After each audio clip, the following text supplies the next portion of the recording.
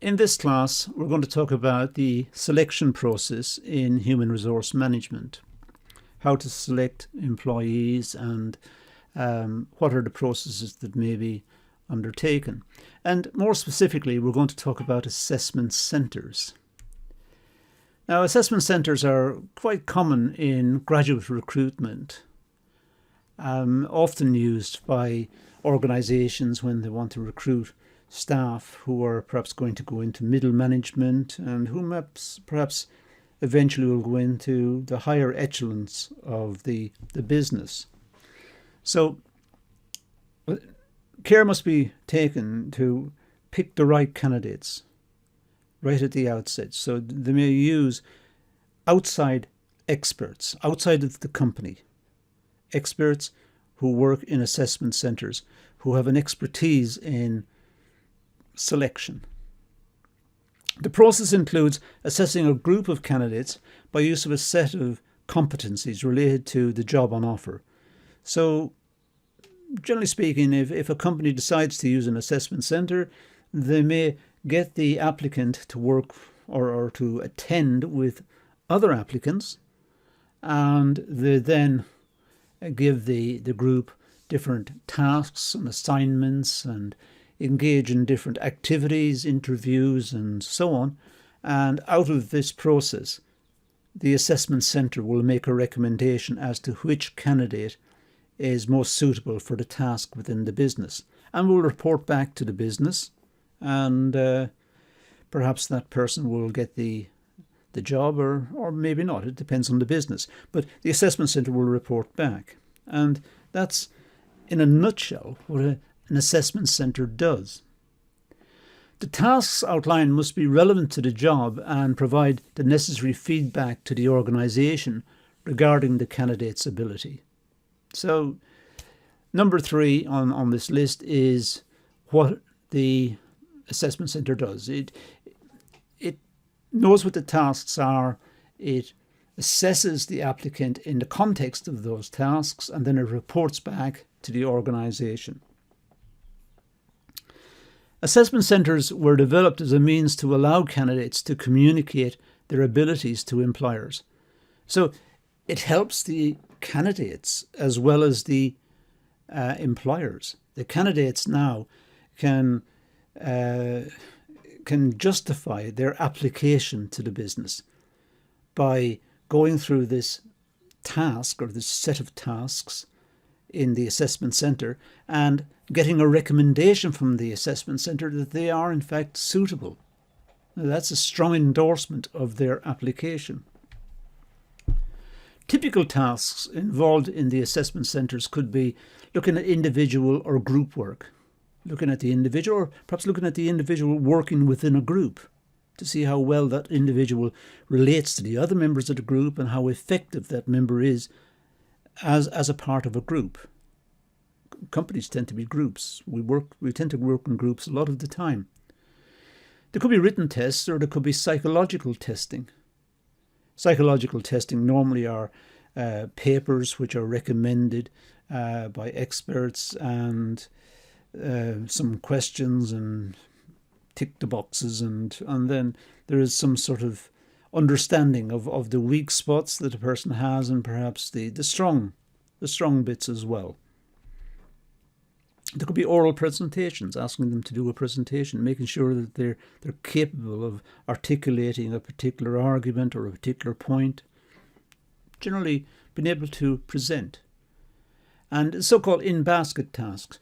Sometimes we have various tasks needing to be done, and we need to prioritise those tasks. We need to be able to pick out the ones that need to be done straight away, and others perhaps can wait until tomorrow, but some can't. So we need to be able to look at the basket of tasks in front of us and prioritise. Being able to analyse work as well. It's not just a question of accepting what's around us, but analysing it to see if it can be improved or what can be done about it, or how does the work process, how does it conducted? What are the steps? And are they consistent? Are they logical? Are some of the steps overdone? Or are some of the steps a little vague? Do they need to be strengthened? So looking at it analytically. Tasks related to individual problem solving as well.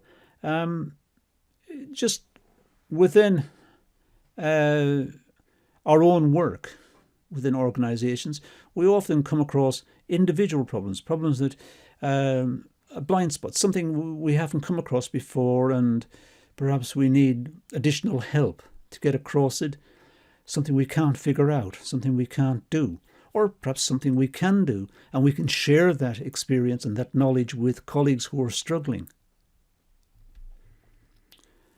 There could also be group discussion within the assessment centres to see how problem solving can be undertaken. If there is a problem, how can a group contribute? If the group are aware of the problem, can each one take a different perspective and eventually come up with a solution? And of course, role playing is very important, to assign roles to different members of a group and get them to enact some sort of problem resolution, to get them to work through a problem and bring it to a solution. Role playing it just to see if they're capable of doing it. So the tasks must bring out the candidate's potential to succeed. There's no point in having the tasks just for tasks' sake. They must shed light on the candidate's potential to succeed. For example, analyse the level of individual or group competitiveness. Look at the individual and see how competitive is that individual, how the individual wants to succeed, wants to be the best, but not at all cost. You don't want to upset colleagues or trample on colleagues either. You need to just prove that you're the best by demonstration. You solved the problem fastest and you're the most reliable. Don't upset members of the group, but realise that you are in a competitive situation, but generally come across as caring, understanding, but at the same time you can do the job very efficiently and competently. Individual cooperation and leadership skills is also important.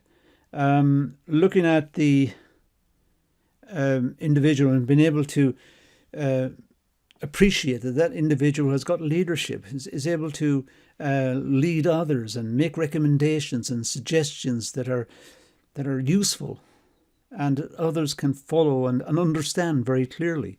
That's an important attribute that, again, the assessment centre can start to spot and recommend to the employer. So bringing new ideas to the table.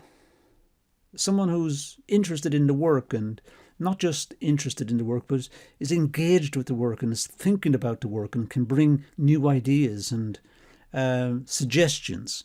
Not always to be accepted, but at least there's something new coming through all the time. And that's to be welcomed. So the assessment centre can figure this out and make a recommendation to the employer based on it. Say that this person is full of ideas. You may appreciate having this person on your team. So looking at individual or group ability to complete tasks in each time. Looking at presentations.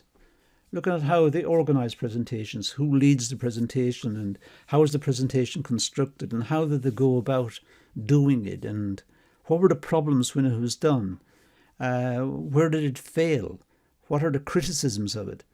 And without trying to blame anyone, but who was the weaker ones and who were the stronger ones and who tried to cover the problems that emerged, if problems emerged? Who was the one who tried to step in and smooth it all out? That's important. So general presentation skills are important. Interviewers must have the ability to spot potential through observing tasks. Well, that's what the assessment centre is about, trying to spot the tasks and trying to spot who's able to complete the tasks. The interviewers must, in the assessment centres, the interviewers must be trained to effectively perform their task. For example, they must be able to observe, record information, analyse and evaluate behaviour. That's what the assessment centre does. And in so doing, they're able to make recommendations to the employer that this employee is competent, or this employee will need further training or further development, or some recommendation. But it's based on their evidence, not based on prejudice or based on anything else, just based on the evidence that they can take out of their analysis of that situation. Excuse me.